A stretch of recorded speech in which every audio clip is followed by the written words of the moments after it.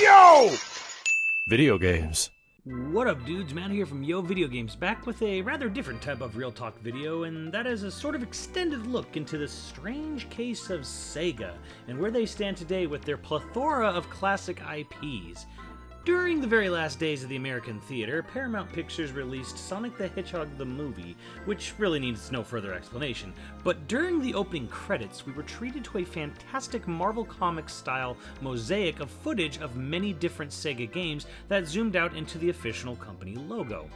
This left what one would call the feels in the hearts of many a child of the 80s and 90s, but for me left a twinge of sadness as it was both nostalgic but also bittersweet, as the vast majority of the non-Sonic and Yakuza games in the montage have not been touched by Sega in many years, at least maybe not by Sega themselves. While most would probably agree that Nintendo has perhaps the largest and certainly the most beloved stable of franchises under a single company umbrella, I've always maintained that Sega for sure held the number 2 spot. One big reason for this was that Sega was the main competitor against Nintendo for so long, and such fierce competition necessitated the need for building an amazing portfolio of games. However, upon leaving the hardware industry, and even more so when they were merged with Sammy, it seems Sega never really tried all that hard to make many new franchises, or work all that hard at keeping what they had going strong. There are a myriad of possible reasons for this, and briefly I will just say that I place the blame mostly on company and studio restructuring following the merger. However, while Sega seems content to mostly being a Sonic and Yakuza factory, they've actually done a somewhat admirable job of not being total douches when it comes to other people willing to pay for sequels and follow-ups to their own franchises. But before we get into the outsourcing, let's look at some of their recent misfires. Within the last couple of weeks, Sega quietly released Sakura Wars to the West with extremely little fanfare. I recently completed the title and actually had a pretty decent time with it, even if it certainly wasn't the greatest thing ever. One thing that was noticeable though was the production value of the title, which seemed somewhat high for what is such a low-profile release. Taking a step back to the good old 90s Japan, where it was unsafe for men, women, and children alike to wander the streets of Nippon instead of playing the Sega Saturn, back then, Sega released not one, but 2 major strategy RPG hits on the Sega Saturn. The first was Sakura Taisen, a steampunk turn-of-the-century title that had you filling the role of a captain of a squad of female soldiers disguised as a theater troupe that would secretly jump into mechs and fight demon invasions. Sounds about as anime as things can get, and it was! The game was actually splintered into 2 distinct modes, the aforementioned strategy RPG mechanics like Fire Emblem, and the other was the dating sim aspect where you attempted to win the affection of one of the girls on your squad.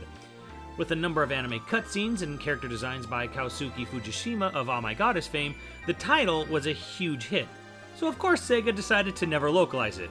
This isn't completely outrageous, as at the time of its release, something like a dating sim, let alone visual novel games, were almost completely foreign to Western markets. Only a scant few titles on the Sega CD ever made it out here, and they bombed pretty badly. Sadly though, this would continue for years to come, and not until late into the Wii's lifespan did NIS America release Part 5 to the West through a gruelingly long localization process.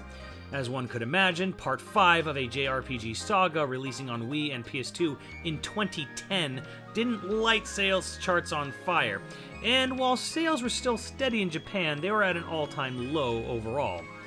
A couple years later, and Nintendo and Intelligent Systems would release the next entry in the Fire Emblem series for the 3DS. Why would this be of note, you may ask? Well, Fire Emblem Awakening introduced a marriage system into the game design, and while Nintendo of America was hesitant to publish the game at first, 8-4 convinced them to let them have a go at it, and thus Fire Emblem Awakening became a huge global hit, owing a large part of it to the waifu wars that the game had spawned among fans. Fast forward to another few years, and Sega puts out a poll directly asking which franchise fans would love to see make a comeback from Sega. This was part of a desire from Yakuza and Monkey Ball producer Toshihiro Nagoshi to really build the Sega brand back up with its stable of neglected franchises. God bless you, sir. The results of this poll were overwhelmingly for Sakura Wars to come back. Also, as a side note, fuck all of you who didn't vote for Skies of Arcadia. Just saying. These results are what Nagoshi used to get funding for a big revival for Sakura Wars for the PS4. Announced at a big Sega anniversary event, the reveal was met with expected levels of hype from the Japanese audience, and it would release in Japan at the end of 2019. At this point, you might be wondering why you never heard of it making a big splash. Well, it turns out upon release, Japan fucking hated the game. So, unbeknownst at the anniversary event, Sakura Wars for PS4 would no longer be a strategy RPG, but rather a very simplified Dynasty Warriors clone. But what really seemed to get under the skin of the fanbase was the other part of the game, the visual novel / dating sim aspect. You see, Sakura Wars on PS4 goes the Jurassic World route and is a soft reboot of the franchise set 10 years in the future from Part 5. Also, the character designer was changed to Taite Kubo, and what seems to be the core problem is that it completely fridges almost all of the original cast. The storyline goes that all but one of the original 5 games' original cast got sent literally to the Shadow Realm, and even by the end of the game, this plot point is not resolved at all. To summarize it all up, Sega stopped making their successful dating sim strategy RPG series. Nintendo a few years later adds dating sim aspects to their strategy RPG series. Sega gets massive demand for a new Sakura Wars, but instead of making a new strategy RPG, they turn it into a super simplified real-time combat and fridge the beloved cast of the past 5 games. Yeah, that makes sense. Before stepping away from the genre, let's take another stroll back to the Sega Saturn era and one of my favorite games of all time, Shining Force 3, the third installment which turned out to be a semi-sequel to Shining the Holy Ark on the Saturn. It was a strategy RPG split into 3 parts where you would see 3 different sides from the heavily political drama storyline unfold. Scenario 1 from the Republican soldier side, Scenario 2 from the Empire, and Scenario 3 from a mercenary side. Scenario 3 would also wrap up the entire saga's timeline, and it was a crazy ambitious title where events in one game would change the fates and scenarios presented in the other parts using the memory save. This would later be used by the Suikoden series and again by, you guessed it, Fire Emblem in the future with Fire Emblem Fates, though notably not to as well a degree as Shining Force 3 did. The Shining series was formerly made by Sonic Software Planning, who by Part 3 had changed their name to Camelot Software Planning, and after the Saturn era would go on to make Golden Sun and Mario Golf and Tennis series. RAP Golden Sun fans. Unlike other franchises which would either be forgotten or given one single half-assed attempt post-Dreamcast, Sega actually made a plethora of new Shining games after Camelot left. And they were almost never strategy RPGs.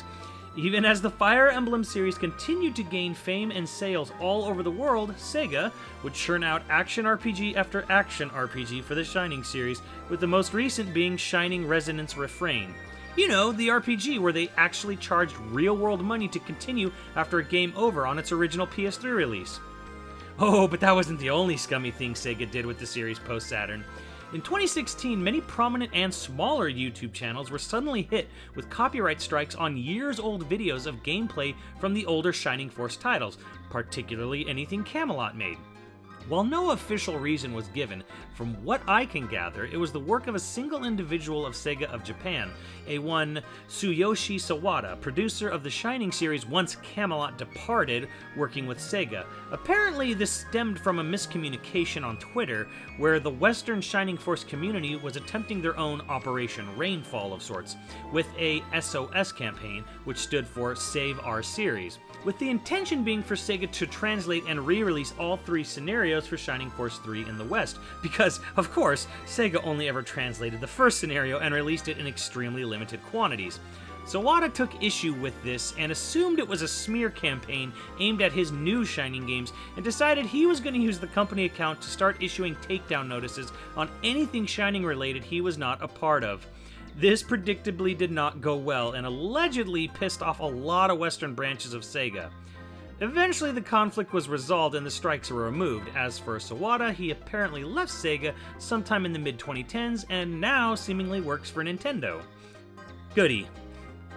The turning of strategy RPGs into action games isn't even relegated to old series either. For the first PS4 entry of the Valkyria Chronicles series, Sega decided instead to turn it into another simple hack and slash with Valkyria Azure Revolution. This did not go well, and was later course-corrected with Valkyria Chronicles 4, but the damage might have already been done, as neither really lit the sales charts on fire.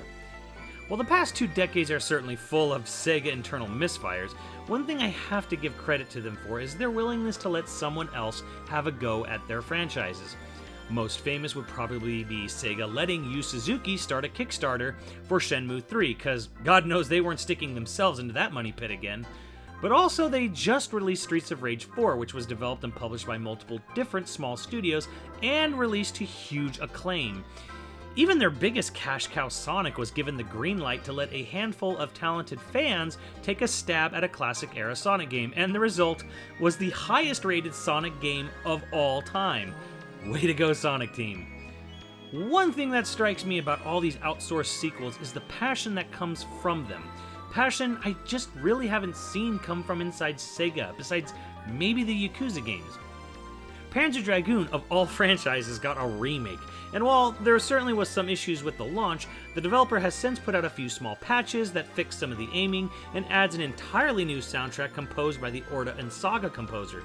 And the next big patch not only specifically targets the main complaints of diehard fans with regards to button presses and response time, also animations of the dragons, it's also going to double the frame rate, add a whole new episode in there, and gyro controls. Why is no one talking about this? People say I'm overly negative.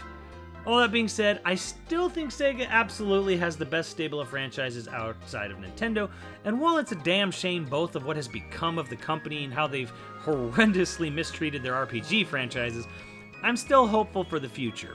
Games like Sonic Mania and Streets of Rage 4 show a willingness to let others carry the torch, and passion from the developers of Panzer Dragoon show a lot of promise for Part 2 and the House of the Dead remakes.